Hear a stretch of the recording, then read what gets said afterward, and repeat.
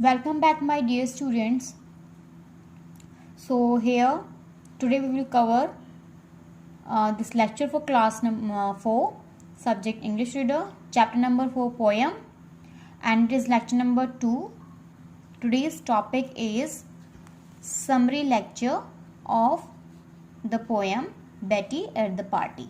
Okay, so we will cover the same poem beta today also, because in lecture number 1 I explained you this poem along with question answer whatever the book exercise was given, and in today's lecture I will give you a summary lecture of the same poem Betty at the Party. Okay, along with this I will show you previous homework solution also that I assigned you, and in the last you will get your assignment. Means assignment I will not show you here, but I will upload assignment in the group.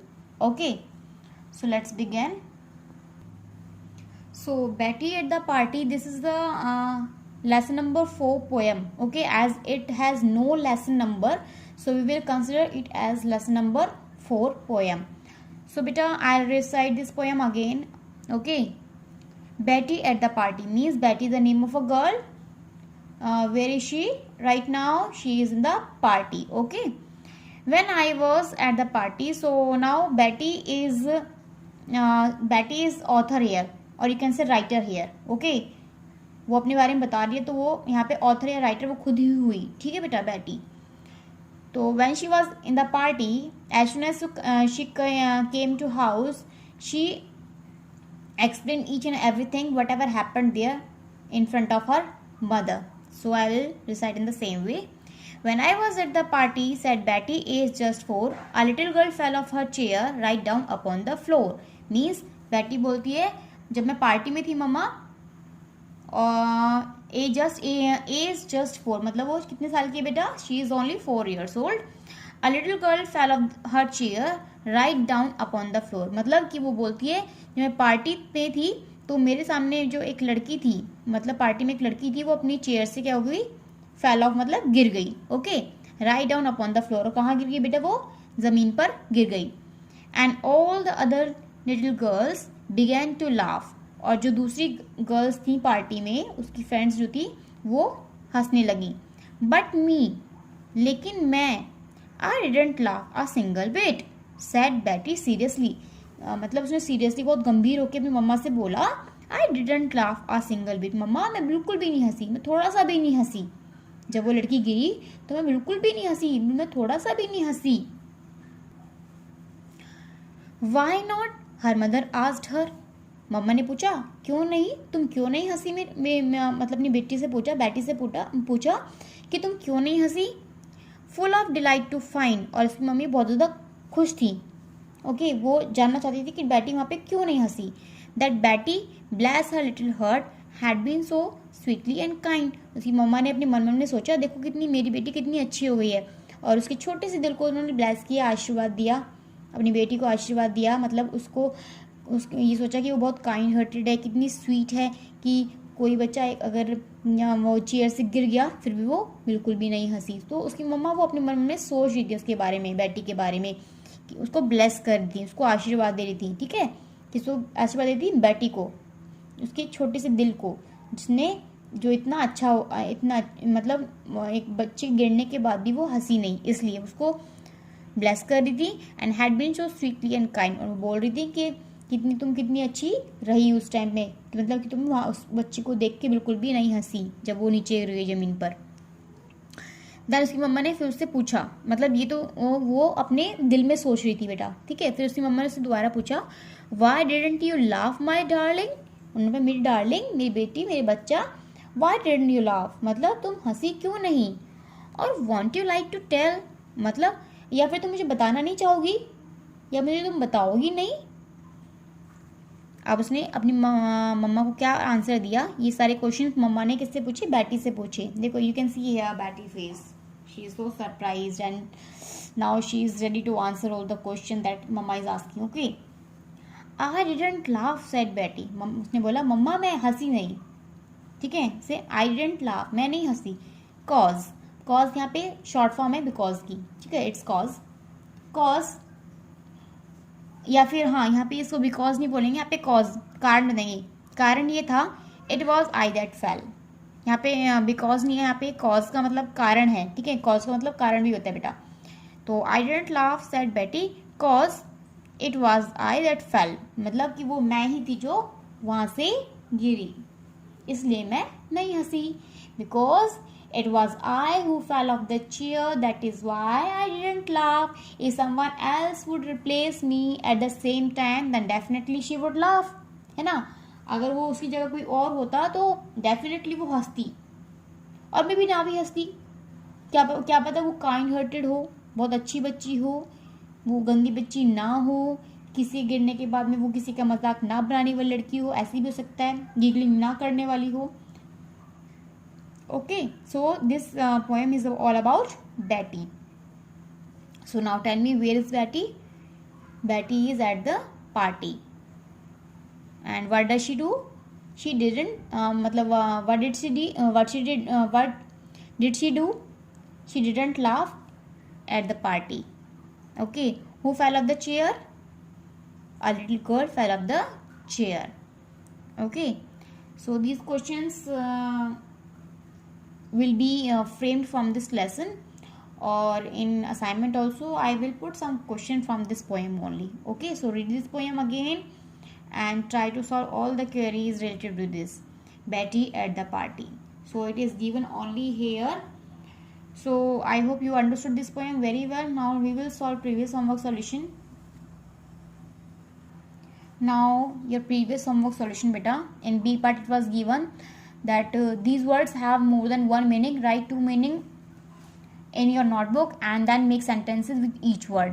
So first word was scale, ठीक है। B part का solution है ये, B part का, जो कि आपकी book में गिवन है पेज नंबर 41 पर। ओके, सो स्केल था ना, स्केल के आपको टू मीनिंग्स में थे। एक स्केल का मीनिंग होता है बेटा रूलर, रूलर भी स्केल ही होता है जिसको आप मेजर करते हो, जैसे कुछ भी चीज़, ठीक है। और सेकेंड स्केल का मतलब होता है to go up, to go up, okay, ऊपर जाना। तो इसका मैं यहाँ पे हो सकता है you can scale the height if you do hard work. Okay, you can, यहाँ पे भी एक स्केल आया, और रूलर या फिर स्केल, यहाँ पर भी स्केल ही है ये। Draw a line using a ruler या फिर स्केल, या फिर to go up, you can scale the height if you do hard work. Heights, ऊंचाइयों को आप नाप सकते हो, ऊंचाइयों पर जा सकते हो अगर आप हार्ड वर्क करते हो, मेहनत करते हो तो। ओके, इसका मतलब ये हुआ टू गो अप मतलब ऊपर जाना। You can scale the Heights if you do hard work, मतलब कि आप ऊंचाइयों को छू सकते हो, ऊंचाइयों पर जा सकते हो अगर आप हार्ड वर्क करते हो तो। सेकंड जो वर्ड था वो था bark, BARK, bark.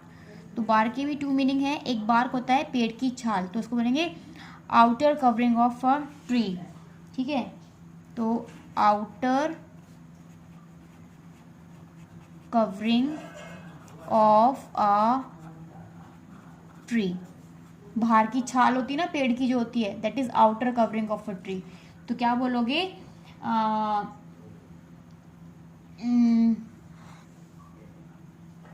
The bark of cinnamon tree या फिर cinchona tree has medicinal value, या फिर आप इसके अकॉर्डिंग कुछ भी यूज कर सकते हो। सो यू कैन राइट, या फिर आप कुछ और भी लिख सकते हो, आप लिख सकते हो the bark of neem tree has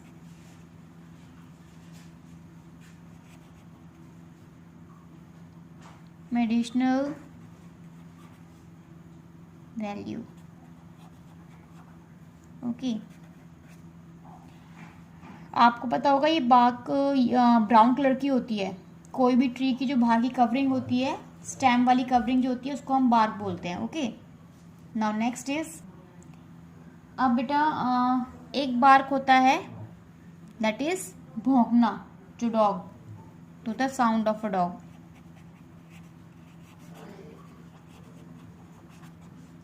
the dog barks at the strangers. Okay, the dog bark at the strangers. Okay, the third was sign. अब साइन की भी टू है. एक साइन होता है signature, in short. In short में तो हम साइन बोलते हैं, सिग्नेचर होता है बेटा. Okay. I asked my father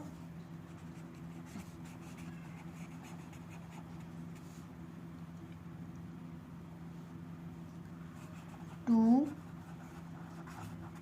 sign my report card. Okay. और सेकंड साइन होता है symbol. Okay. So green color is a sign of prosperity.